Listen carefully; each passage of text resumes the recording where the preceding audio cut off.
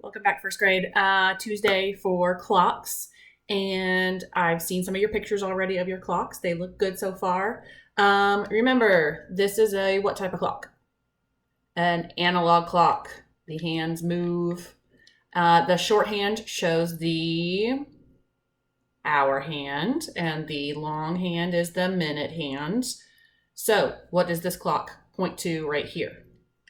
What time does this show? It shows 7 o'clock. We write the hour first, 2 dots, and then the minutes. And when the minute hand is up at the 12, we looked at this yesterday, but it says 60 up here. We don't write 60. This is for 00 as well. It means that the hour is starting over. So I've got some other clocks that I want to look at today. First of all, some of you were showing me some of your digital clocks. Let's look at these clocks right here. What time does that show? Shorthand to the 1, longhand to the 12. Shows me, don't look at this down here because that's further back, 1 o'clock. Okay, what about this one? Shorthand is pointing to the 5, the long hand pointing up top, 5 o'clock. Okay. Shorthand down, long hand up to the 6 and to the 12, 6 o'clock. This one's weird because the clock's tilted a little bit, but we have, and this one doesn't have numbers. I've seen some digital clocks that don't have numbers before, but this right here is the 6. This would be 1, 2, 3, 4, 5, 6. So that's 7 o'clock. A teapot clock that's pointing to, shorthand's pointing to the 9, the big hand's pointing up, 9 o'clock. Then we have, this one, they're both pointing to the 12. So this is 12 o'clock.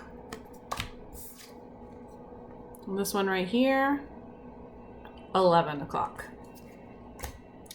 So today I want to show you how to make a clock, because your assignment today is you are going to draw a clock and you are going to tell us what time your clock says.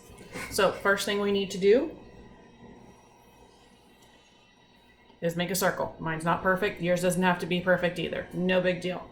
Then I'm going to draw little lines at the top and the bottom, and I'm going to draw them on each of the sides. So I've got 4 lines so far. I am also going to put 2 lines in between the top and the side, and I'm going to do that in between all of them. Oops, make that one a little longer.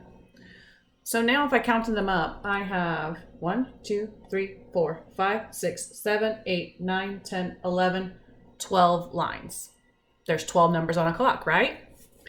So this one is 1, 2, 3, 4, 5, 6, 7, 8, 9, 10, 11, and then 12 up at the top.